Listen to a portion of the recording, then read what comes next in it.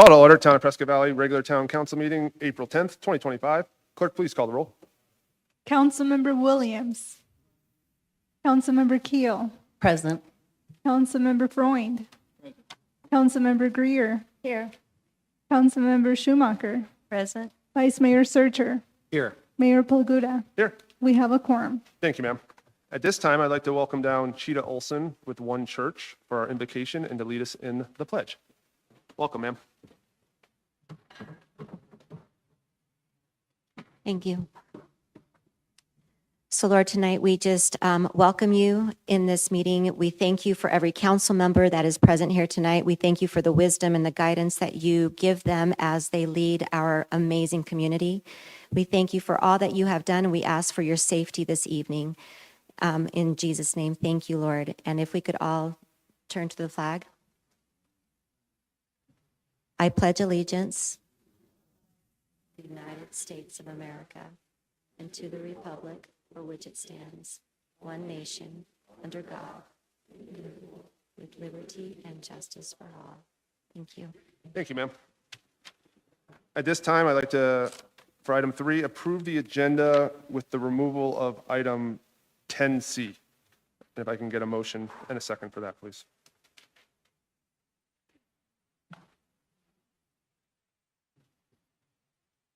We have a Move motion? to remove the agenda from item 10C, flag display town policy to be discussed at a later meeting and approved the rest of the agenda as presented by electronic vote. I second that motion. We'll vote by, oh, there we go.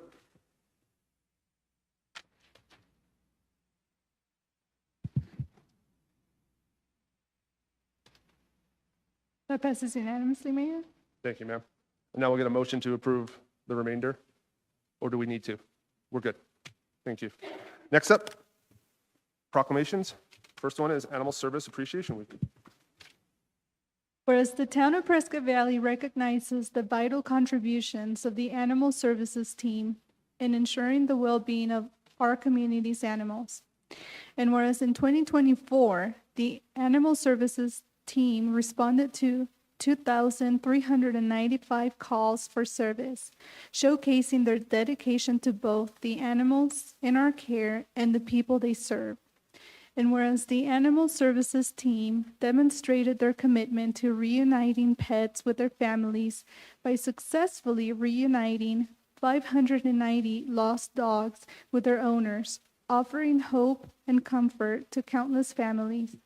And whereas the team's compassion extended beyond dogs as they rescued 17 cats, 11 ducks, and 6 tortoises, as well as humanely relocating 18 skunks, 8 raccoons, and 172 snakes, ensuring a safe and harmonious environment for both wildlife and residents. And whereas in addition to these efforts, the team skillfully and compassionately managed wildlife relocations, including javelina, cattle, antelope, bear, and roosters, working tirelessly to maintain the balance between wildlife and our community. Whereas the Animal Services team embodies the spirit of service, going above and beyond their daily work to improve the lives of animals and people in our community. Now therefore, I, Kel Palguda, Mayor of the town of Prescott Valley, do hereby proclaim the week of April 13 through the 19th as Animal Services Appreciation Week. Thank you. Mayor, member of council, thanks for recognizing our animal services officers and their appreciation week. As the proclamation said it all, they do a wonderful job working hard for our community just to keep it safe and our pets. And in celebration, next Friday, we will be at Mountain View Park. This team will be there visiting with the community members and offering licensing services and some fun swag. So come see us between 9 and 11.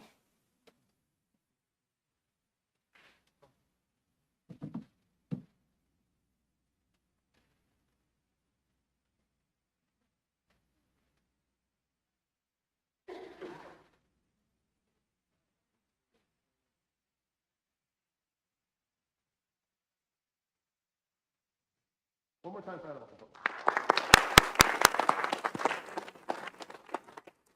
Next up, Fair Housing Month.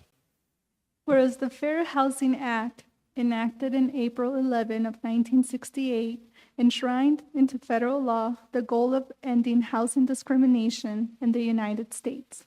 And whereas the Fair Housing Act prohibits discrimination in housing and commits recipients of federal funding to further fair housing opportunities in their communities. And whereas the town of Prescott Valley is committed to the mission and intent of Congress to provide fair and equal housing opportunities for all. And whereas our social fabric, the economy, health, and environment are strengthened by our unique communities. And whereas more than 50 years after the passage of the Fair Housing Act, communities continue to pursue the goal of fair and equal housing opportunities. And whereas acts of housing, discrimination, and barriers to equal housing opportunity are repugnant to a common sense of decency and fairness. Now, therefore, be it resolved that I, Kelpa Gura, Mayor of Prescott Valley, do proclaim the month of April 2025 as Fair Housing Month. Mayor, member of council, as stated in the proclamation, the town is committed to promoting fair and equal housing opportunities for all individuals, and we are proud to support the commitment. Thank you for recognizing Fair Housing Month.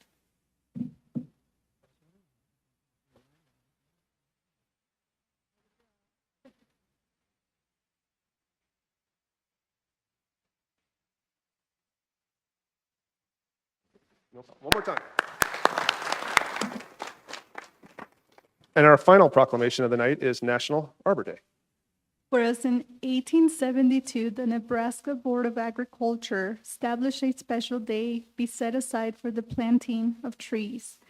And whereas this holiday called Arbor Day was first observed with the planting of more than 1 million trees in Nebraska. And whereas Arbor Day is now observed throughout the nation and the world. And whereas trees can reduce the erosion of our precious topsoil by wind and water, cutting heating and cooling costs, moderating the temperature, cleaning the air, producing life-giving oxygen, and providing habitat for wildlife. And whereas trees are a renewable resource giving us paper, wood for our homes, fuel for our fires, and countless other wood products. And whereas trees in our town increase property values, enhance the economic vitality of business areas, and beautify our community. And whereas trees, wherever planted, are a source of joy and spiritual renewal. Now therefore, I, Kelpa Gura, Mayor of the town of Prescott Valley, Arizona, do hereby proclaim April 25th, 2025 as Arbor Day. Thank you, Mayor, Council. The department is very excited to be hosting our annual Arbor Day event. That's Friday, April 25th at Granville Park from 10 to noon. It is open and free to the public, but we'll also be hosting elementary school age students from Granville Elementary. It's a great opportunity for us to teach them the proper ways to plant a tree, as well as discuss the benefits to that future generation, show them exactly what those benefits of a tree are, such as soil health, retaining drainage, stormwater recovery and retention, cooling the climate. It also helps with mental health, stress relief. Beautifying communities, getting great spaces for communities to come together and recreate and enjoy themselves. It also helps us with our Tree City USA recognition. We've gotten that for 20 years. And this one hopefully will be the 21st, and that Arbor Day event's a big part of that. So appreciate your support.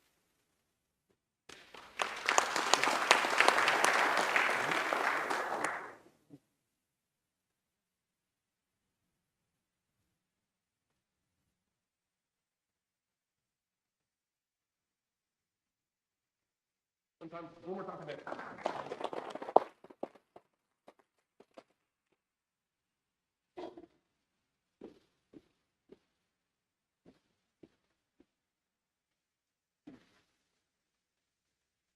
Next up, item 5, call to the public. At this time, members of the public may comment on matters listed on the agenda or solely on matters within the jurisdiction of the town. Any persons wishing to address the council must register their name with the town clerk prior to the commencement of the meeting. The council's response is limited to responding to criticism, asking staff to review a matter commented upon, or asking that a matter be put on a future agenda. Such remarks shall be limited to 3 minutes unless additional time is granted by the mayor. Clerk? We have 2 registered speakers. So I would like to call Jody Lair and Steve Carroll. Welcome, ma'am. Mayor, Vice Mayor, Council, and town staff. I have 2 items that I choose tonight to come and thank you for. I am a resident of Jasper community. Jasper has a new connector road that goes from Jasper up to Stone Ridge, up that direction. And I can tell you, my neighbors are really thrilled because now they can beeline to Culver's to get a concrete mixer.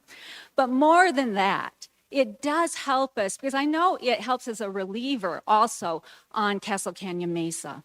But this particular connector road, for those who may not be aware, it just separates Granville and the new Jasper community, and it's fabulous. Thank you for participating in this project and being there. Lastly, I just, I was out this week and I was walking my dog on the beautiful green that we had here. I happened to run into one of our town staff, our town clerk, Fatima. And Fatima, it made me think about how grateful I am for our town staff, for you and those that work here. Having worked regionally and statewide, we do not always get good town staff, city staff, county staff, but I can tell you, Prescott Valley has really good town staff. Thank y'all.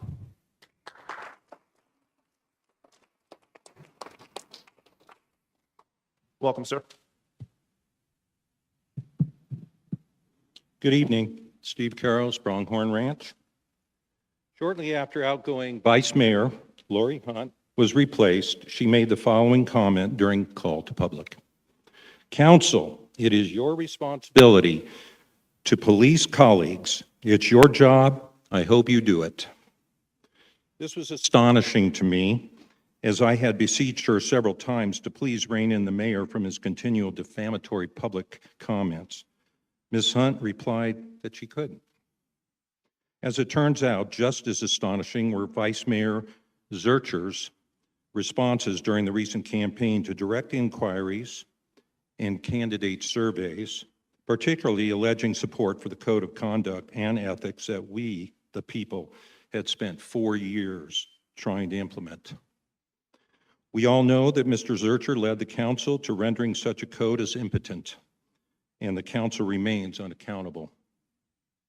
It appears necessary to remind council that the state of Arizona definition of workplace harassment includes name-calling, especially a male to a female. This council witnessed a woman at call to public object to a particular candidate for the YMCA committee based on such behavior towards her. Had she been an employee, town manager Gilbert Davidson would have had to open an investigation. He would have been compelled. Instead, what we got was an absurd and errant lecture from the mayor regarding opinions. Then the mayor and vice mayor made the following assertions at the subcommittee meeting.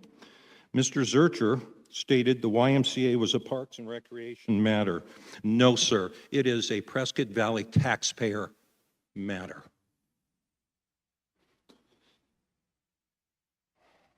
Then he stated that personal speech by a volunteer shouldn't be held against him. Yes, when it crosses the line into harassment, it most certainly should be questioned. Then Mayor Palguda stated that this indicated that that candidate was a strong individual and would be an asset. No, yet again, harassment is not a strength. And in the face of stern objections from Councilmember Keel, the mayor and vice mayor, in an outrageous display of lack of leadership, voted the individual onto the committee. This absolutely demonstrates why we need the ethics policy, its required training, and the essential accountability of this body. You folks need to fix this. Thank you. Thank you, sir. Council communications, I'll start to my right. Councilman Williams. Council communications? Just wanted to take this opportunity to wish my wife a happy birthday. She puts up with me, and I just wanted to say thank you for that, and I love her. Thank you. And he also apparently is the shopping where Prince apparently shops. So, love the suit, Vice Mayor.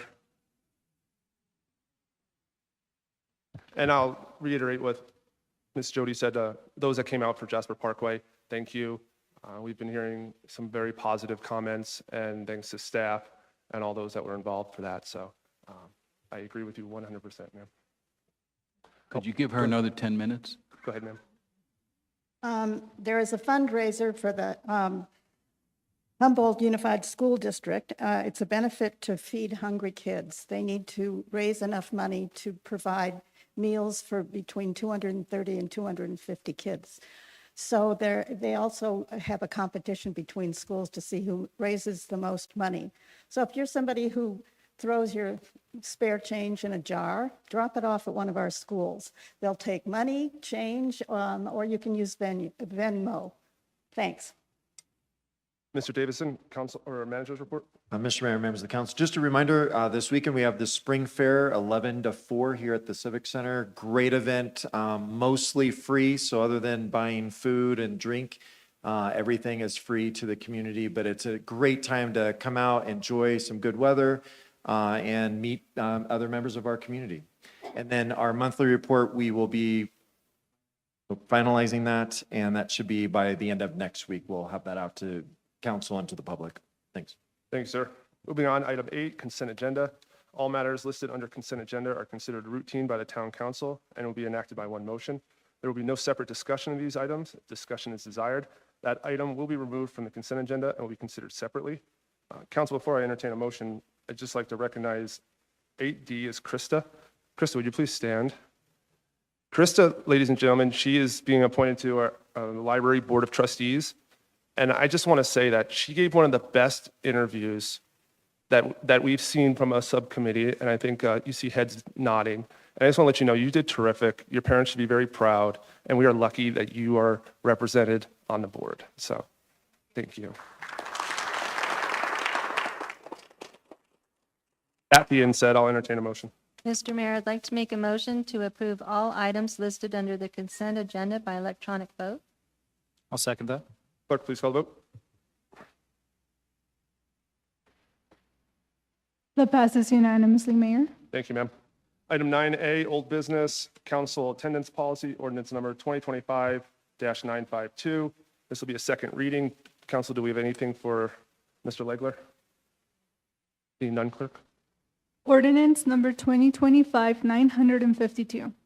An ordinance of the mayor and common council of the town of Prescott Valley, a municipal corporation of Arizona, amending Article 2-4, Council Procedure, in Chapter 2, Mayor and Council of the Town Code, to clarify when council members may appear and participate in council meetings through electronic means, providing that all other chapters, articles, and sections of the Town Code not herein repealed, reenacted, or amended shall remain in full force and effect, providing that if any provision in this ordinance is held invalid by a court of competent jurisdiction, the remaining provisions shall not be affected, but shall continue in full force and effect, providing that this ordinance shall be effective 30 days after its passage and approval according to law. Shall this ordinance pass?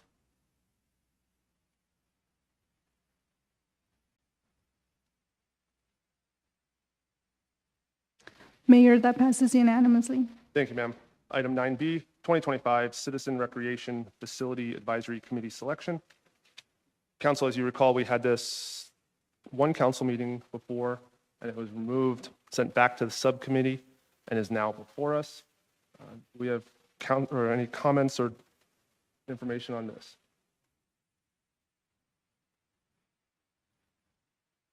Vice Mayor, you were the one that brought it off the board, put it back to the subcommittee. No, I just wanted to say that I appreciate staff. They did exactly as we directed them to do when it came to picking other members of this committee. And I just wanted to say thank you to them for all their hard work. You give staff direction. They did exactly what they were supposed to do, and I appreciate it. Thank you, sir. I'll take a motion. Mr. Mayor, I'd like to make a motion to appoint the proposed list of members for the 2025 Citizens Recreation Facility Advisory Committee by electronic vote. A second. Clerk, please call the vote.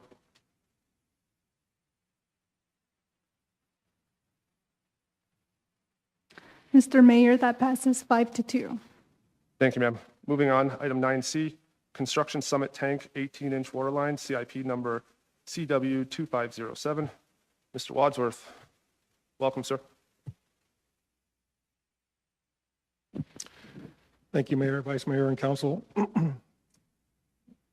We talked about this a couple weeks ago, and bringing it back to you tonight. Essentially, this is to award the Summit Tank Waterline project depicted here. And we had received 9 bids for this project. As you recall, the low bidder withdrew their bid, leaving us with 8 bidders, and the second lowest bid, which is now the low bid, was from Earth Resources Corporation at $1,346,462. And so we'd recommend that they be awarded the contract for this project. The description of what we're doing is up there on the screen for you to see, and it will allow us to provide greater water flow into the region that it serves, which includes not only Jasper, but also Castle Canyon Mesa. And it will allow us to effectively utilize the 4 million gallon worth of storage that's up on the, called the Summit Tank, up there, partway up the side of Glassford Hill Road. And so we expanded that water tank a couple of years ago with participation from Jasper, and now this is the second phase of the project. Ultimately, there will be a third phase, which will be upsizing the booster station at the bottom of the hill. With that, I would take any questions you might have. Council, have any questions or comments for Mr. Wadsworth? Being none, I'll entertain a motion. Mr. Mayor, I'll make a motion to award the bid to and enter a contract with Earth Resources Corporation for construction of the Summit Tank 18-inch water line project, CIP number CW2507, in the amount of $1,346,462. I second. Clerk, please call the vote.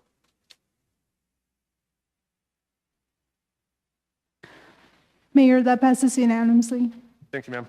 Next up, item 10A, license Vexus Fiber LLC, doing business as Metronet, consideration and possible action. Welcome, Ms. Schroeder. Good evening, Mayor, Vice Mayor. Tonight, the agenda item is for a license agreement with Vexus Fiber, otherwise known as Metronet.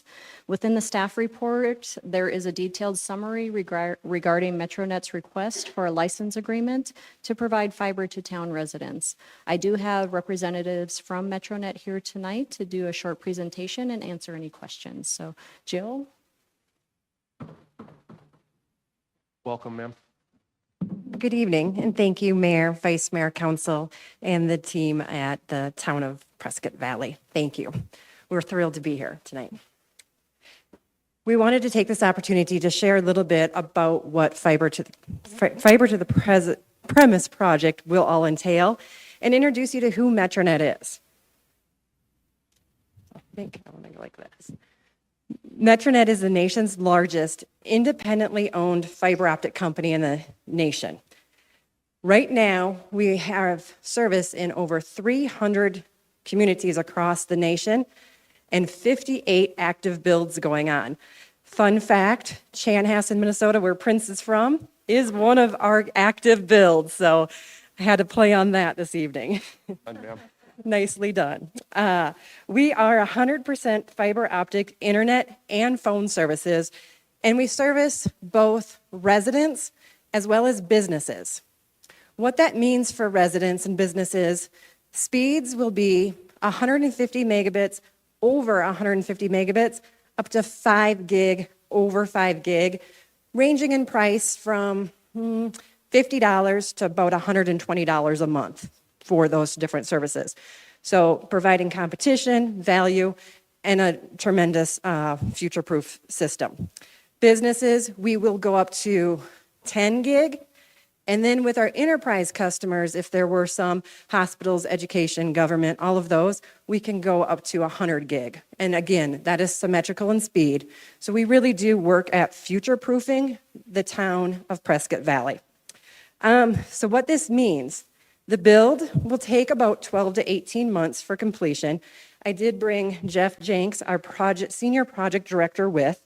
He's going to go over some of the scope of work a little bit more in depth with you throughout this presentation, okay?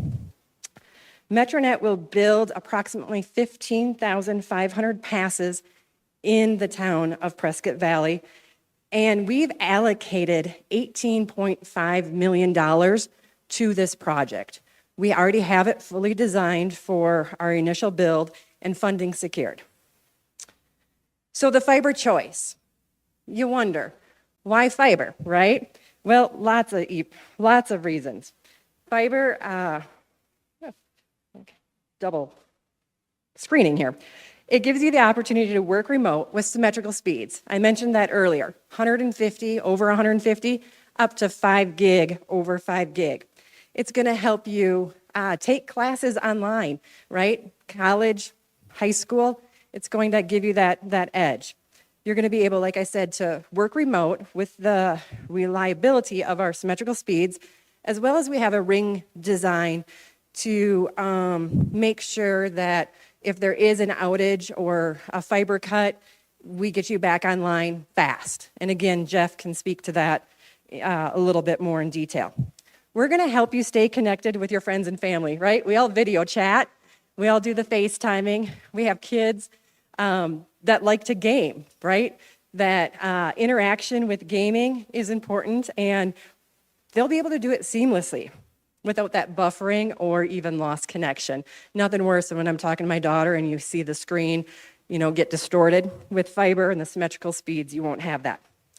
Another big thing we're finding is the ability to do virtual health, right? We all do the screens to the doctors, that type of thing. It can save you a trip to the ER. It can save you a trip with your little one for an ear infection. So it can ultimately maybe save you some money on a copay too, but that's the reliability and the ease of being able to have that option is important. Our everyday technology and appetite for bandwidth is constantly increasing. We look at what we used in 2008. I was selling a 25 over 25. That was my gold star, right? And it was running a couple $100 a month for residents to have that feature in their home. Now we're saying you can have a 5 gig offering for less than $150 a month. That's pretty insane. But that need and that appetite of bandwidth is going to really help the residents of Prescott Valley have that peace of mind that they need, right? They're going to be able to, like I said, do the education, do the virtual doctor, game, stay connected. And again, we are investing $18.5 million approximately in this build. Communication, that's important for this build to be successful. And we know that, right? So we have a multi-step communication process. First, we're going to mail a letter. That's going to happen about 45 days before any work is done within the community. This letter is going to come in a sealed envelope, and it's going to give them options to go onto our Construction Hub website where they can watch videos, get some additional information. So that's the letter. They have to open it, we know that. So 7 to 10 days beforehand, they're going to get this flashy postcard. It's going to be bright green. I actually have it here.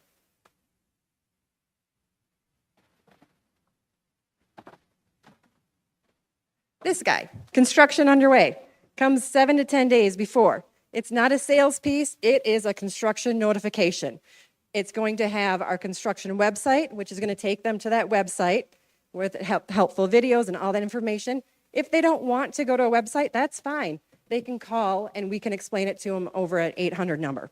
This is an important piece of it, but even more so, 3 to 5 days before any work gets done, our teams here, our crews, will put this out, construction underway. This is going to grab their attention. Again, website, phone number, so we make sure that everyone knows what's going on. This is the piece that gets us the calls. I have dog fence, I have sprinkler system, I have this. We can take care of helping them get that marked, and Jeff will talk about the ticket piece in just a minute. And then we also have our construction signs in the work zone too.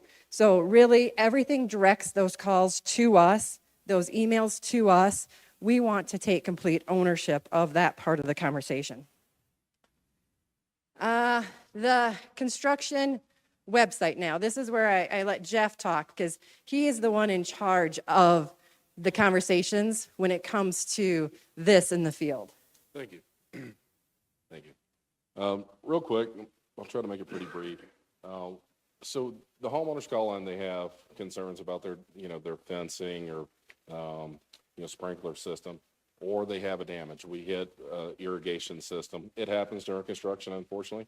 But they call in, they put a ticket in with us. We respond within 24 hours. We hand that to our contractors. They have 7 days to make the repair. Generally, they're done within 24 to 48 hours. At the end of that, they come back. My field team says this is taken care of. I have a manager call and speak with the resident directly. That way we know, that's an extra step, we know that it's resolved to their satisfaction. So that's one way that we are able to, address the concerns is through the ticketing system. This is a basic layout of where we plan to start our construction. Rough estimate of where we plan to start construction initially. We have everything designed. Of course, we permit with the city, county if needed, DOT, and all of our contractors are required to have a ROC license per state guidelines. So we follow all the locate tickets and all the specifications set by the cities. We also do a daily street sheet. So everywhere where we have a crew working, we send that to the city, whoever within the city that wants to see that. That way, if you do get a call, that you can look at that street and say, hey, that's MetroNet working there. Every truck that we have working on our construction projects are branded with contractor for MetroNet. That way, there's no confusion about who's working in the right of way. Our construction personnel are also mandated to wear construction or contractor for MetroNet vest. So there's really, like I said, we want it out there. We want the calls to come to us. We want to be able to address the concerns of the residents, and that's another step we're able to do. That's the same thing we're talking about. They all have ID badges. We put signs out in front of the neighborhoods as well. That way there's another notification. We have the field personnel that we'll hire here within the community. The team that's going to build the network will be hired out of this, out of this area to maintain it, to do the installations.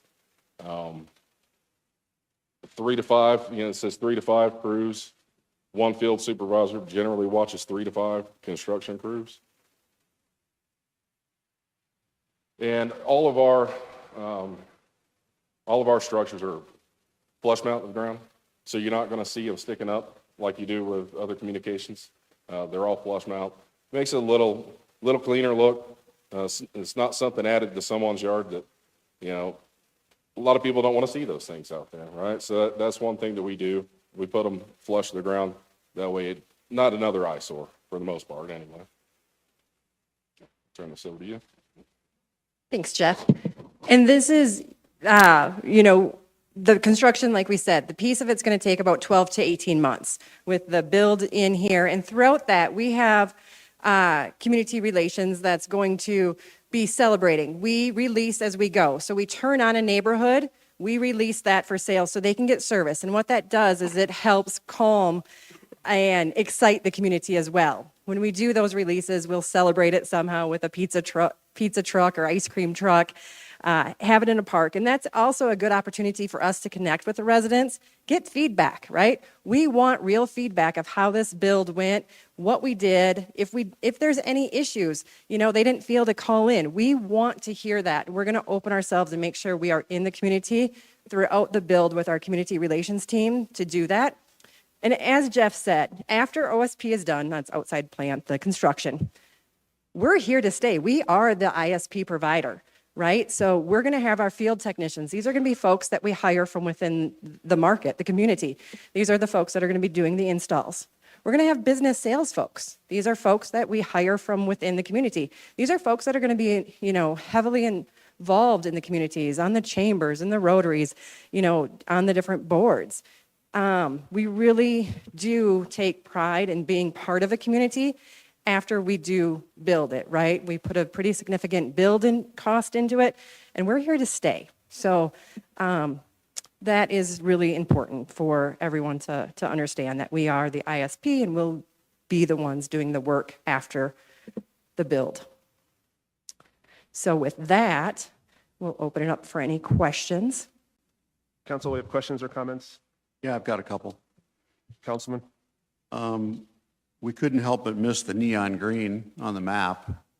Do you plan to expand any further than that highlighted area?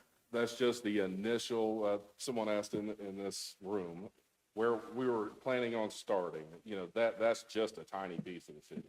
So of course, we're going to build outside of that. That's just where we plan on kicking off here and getting the shovel in the ground, and that would be in the location that we plan on starting at. One other point to that is after the initial city build moves out of town, we have a special projects team. That is a construction team that's going to stay here to help partner with the town as well. If there's any relocates, any partnerships with fiber assets, that type of thing, or even expansions in the community, right? A new housing development comes about, a new industrial court comes about, and you need fiber brought to those areas. We have a team that will be dedicated to this town for those future expansions. So it's not a one and done. How far towards our outer boundary do you plan for final build out? I'll be completely honest with you. I don't know where your outer boundary is. I mean, I'm fairly new to Arizona, to be completely honest with you, and I don't know exactly where your city limits are. We plan on building as much of this city as we can possibly build within, and keeping in mind that some of these neighborhoods are private neighborhoods, and we have to have agreements to go in and build these. So we plan on building out the majority of the city.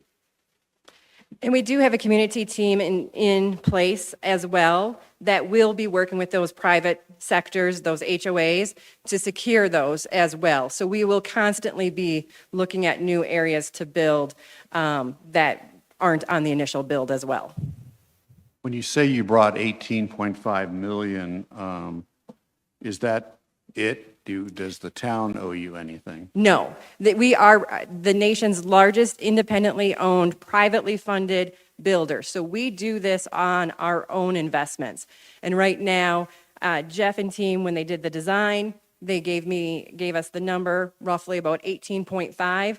And those expansions are going to be in a separate budget that we have as well. But no, we will not be a burden to the city or the town at all. The town's signed a contract with you and somehow I missed it in the packet? No. Mr. Mayor and Council, the license that you're being asked to approve tonight is the contract. Are you licensed in the state of Arizona? We came prepared with everyone tonight. Good evening, Mayor, Vice Mayor, and Council. My name is Joan Burke, and I'm a lawyer. I've represented telecoms for many years. I'm from Phoenix, but I represent Metronet and Vexus Fiber. And yes, they have a certificate of convenience and necessity from the Arizona Corporation Commission under the name Vexus Fiber, their subsidiary. They also have an application pending for their own CCNN, but they have a CCNN, and they're building in Glendale and Phoenix. And to your prior question, just 15,500 are the number of homes passed, which is quite a few homes that they designed for in Prescott Valley. So that's quite a few homes. It's the majority, I believe, of Prescott Valley. You lost me when you said some sort of certificate is applied for. What is it? The Arizona Corporation Commission requires that any public utility have a certificate to serve an area. And with telecom, it's a statewide certificate with competitive telecom, but it's called the Certificate of Convenience and Necessity. And water companies have them, telephone companies have them, and Metronet has one. And you have one. Well, their subsidiary, Vexus Fiber, has one in its name, and Metronet they're a month or two away from having theirs at the commission.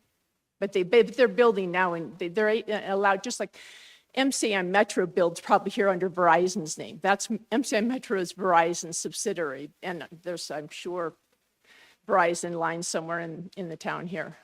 So yes, they have a CCNN, is what it's called. Have one, or you're working on one? Metronet has applied for one. Is it about to receive one? Their subsidiary, Vexus Fiber, has one. Can you proceed with work without one? Yes. I mean, Vexus Fiber is working, proceed with work. Yes, you can. This license that we've negotiated is in the name of Vexus Fiber doing business as Metronet. And so the contract's with Vexus Fiber, but it's just like Lumen. I mean, Quest Corporation holds the contract for the license.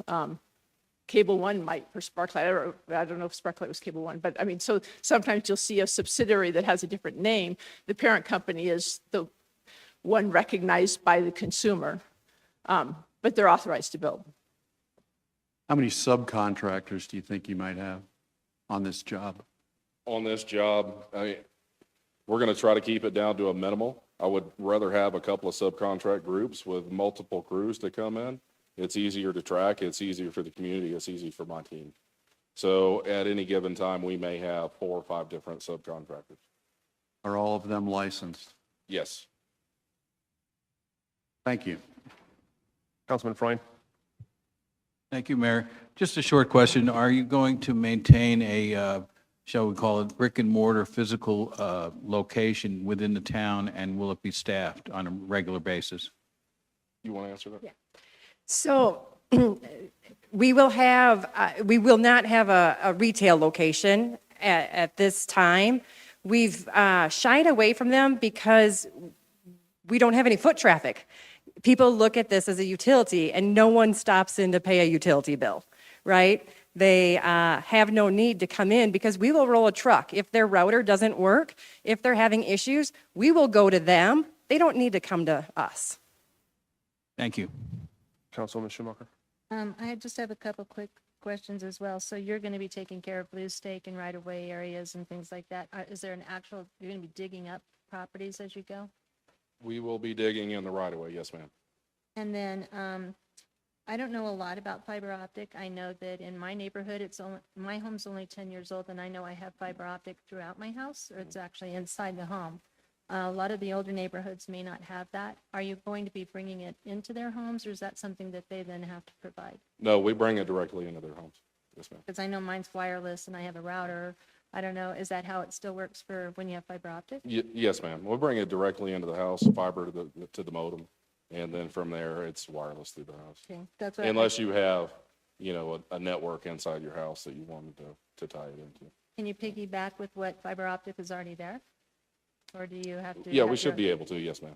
Or do you have a separate? I No, don't know. if there's fiber already there, we should be able to utilize what's already in place. Okay, thank you. So I have a question. The green portion that we're looking at right now, how long does that take? The first day you move dirt to throw in the pizza party, how long is that normal? It differs. It differs in different areas. This is probably the 13th city that I've taken part in building, and it's different for each one. It just depends on what the terrain is like, to be completely honest with you. We know it's going to be a little more rocky here, but from the time we put a shovel in the ground to the first passes that we planning on releasing for sales, you're looking at probably 30 to 60 days. That's the plan. So, and it's going to be this year. It would definitely be I think I have it scheduled for July or August at this point in time. I've already got a schedule built out for how this is going to be built. We have a warehouse in place here to accommodate the construction. So it would be July, August. And so after you complete this green section, is the next section, would it touch, do they all touch each other as you move forward? Yes, sir. Or do you go somewhere else? Yeah, we go neighborhood to neighborhood. Yes, sir. Can you explain the ring design? Yeah, so some of you, you may or may not know how fiber works. We build a ring. We'll put a cabinet in, or a cabinet in this situation, and then we build rings around the city, okay? And then as we build those rings out, we'll turn up neighborhoods the whole way until we connect that ring back. And what that allows us to do, if we have a cut in a certain section, we can turn the feed around so the residents don't lose service for very long at all, just long enough for us to patch things through, so. And with us being the ISP, we monitor that network, and so we immediately have, alarms and whistles going off to reroute that traffic. And that goes back to what I spoke to earlier about the reliability, right? If you're working remote, you can't be down. If you are doing online schooling, you can't have that cut. And we know things are going to happen, and so that's where our design encompasses the importance of reliability. Can I ask one more quick question? Are you boring under any of our roads? Yes, sir, we will have to bore under the roads, yes. How many? A lot, I'm sure. It's hard to say. I mean, we're going to have to bore quite often. That's the only way that we're able to build the network, is to bore underneath the roads. Council, no other questions or comments? I'll entertain a motion.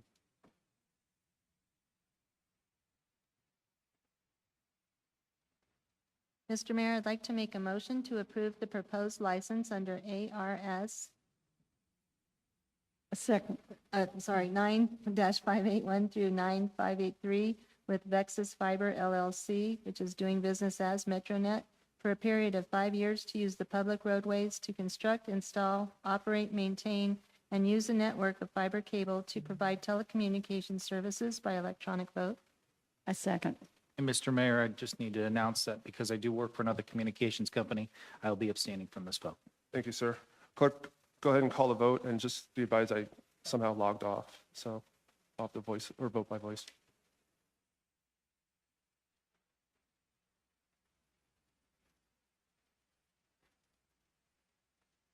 So Mayor Pilgrim? Yes.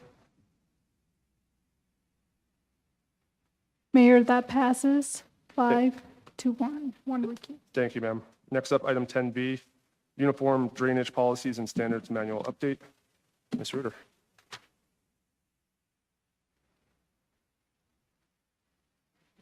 Good evening again, Mayor, Vice Mayor, council members. This is actually very exciting.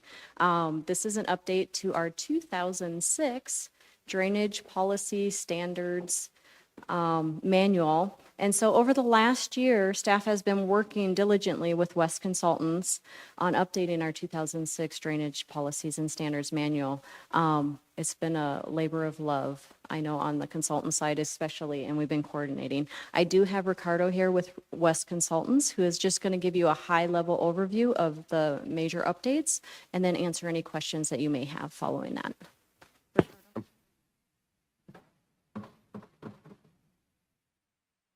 Welcome, sir. Thank you. Thank you, Heather. Mayor, Vice Mayor, council members, I am going to, I think, advance the slide. Is that okay? It's the wrong one. Thank you. So as Heather indicated, we have worked to update your 20-year-old Drainage and Standards Manual. This is going to be newly updated as February 2025 Drainage Manual. So the current manual, as it exists today, dated February 2006, uses other state and larger county manuals. As you can see here, we're using the Department of Transportation Drainage Manual, Maricopa County, and Yavapai County. And that's a traditional approach to other local governments throughout the state, to lean in these much larger local governments as well as the county. So we carried suit in that with this manual. So the updates, though, for this manual are as follows. We implemented best management practices. We made it easier for those best management practices to be accessed. And we also included various state and federal policies and also updates to reference documents. And what was really important that we found different in the old manual compared to this manual is the need to improve the quality of the language so that was clear and understandable by your development community or even retrofitting community. And one exciting thing that I believe Heather was mentioning is the addition to green stormwater infrastructure, and I'm going to lean into that at the later part of this presentation. So as I indicated, we continue to bring forward the use of other manuals. As you see here, we're using the Flood Control District of Maricopa County's Policy and Standards Manual of 2018, ADOT's Hydrology Drainage Manual of 2014, and then finally Yavapai County's Drainage Manual of 2015. That being said, because there's a difference between now and those manuals, there have been some other updates from a nationwide standpoint, things like nationwide permits and ADEQ general permits, and so that has been incorporated into the manual. And then finally, of course, because you're in a unique area here in the town of Prescott Valley, the manual has been imbued with unique aspects that only exist here given the conditions that you have in the town. So as I mentioned, the green stormwater infrastructure is a major contribution that is unique to this drainage manual almost entirely across the country. Drainage manuals are separated from a low impact development and green infrastructure manual. So this is very unique in its kind in that those two types of manuals are brought together. And usually that's done because it's what I would call lip service to low impact development and green stormwater infrastructure. But now you have it in one package. So some samples of some of those practices in green stormwater infrastructure here. As you can see, we have a basin component where we're illustrating how stormwater can be harvested for passive irrigation within this landscape. Conveyance practices, as you see here, so this would be street collection where those inlets could be laterally feeding drainage corridors, as you see in this cascading basin, to again passively irrigate vegetation, as well as harvest that water for long-term water security to benefit your local aquifer. Active practices include rainwater cisterns, and really here I think the thing to point out is the value in long-term or water holding capacity. So we also look to soils for water holding capacity, but we have technologies such as rainwater cisterns for water holding capacity to hold that water for the drought legs when somebody might want to continue to irrigate when rain is not in the forecast. Some traffic calming practices here that are also able to harvest stormwater. This is a chicane. It can improve the quality of life also from other local governments that we've spoke to and have had the experience of these types of practices. And here's some more technical practices that accelerate the deep percolation of stormwater. So particularly here you have a permeable block. For me as an engineer, I'm very familiar with these hardscapes, permeable hardscapes. This is the only one that I would recommend because most others get clogged. This one does not. And then finally, I think this might have been discussed during last week's study session, deep infiltration systems that accelerate the deep percolation of stormwater to, again, benefit your local aquifer and be able to take in long-term water security into your own hands. And that's really it. I'm open to questions, but before I do, I really would like to emphasize my personal gratitude to the town for being at the vanguard of long-term water security and taking that pioneering spirit and even leading other local governments across the western states facing arid climates and potentially declining aquifers. This manual will empower the town to achieve those objectives and ensure your long-term water security moving forward. So I really have to applaud Councilman, Mayor, and the Vice Mayor to take on this initiative as well as staff. And with that, I'll take on any questions. Councilwoman Schumacher. Go over what a chicane is. I'm not familiar with that term. Sure. Chicane is basically a cut that protrudes out into the street. It's almost like a If you're familiar with the speed bump that is vertically, this is a horizontal speed bump, if you will, so it slows the traffic down, and with that excess space, you're able to harvest water, as you see in the picture here. More for decoration and for plants and things like that? Is that what the difference is? It has the benefit of landscaping while harvesting water, correct? Thank you. Sure. Councilman, anything? Vice Mayor? Seeing nothing, I'll entertain a motion. Great job. Thank you.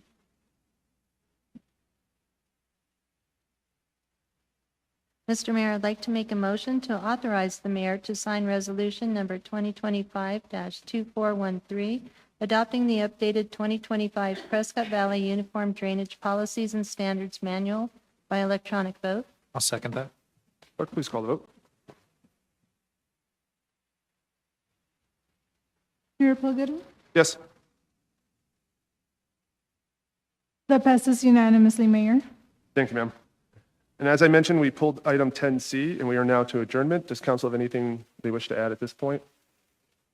Otherwise, thanks for coming out, everyone. Have a great night.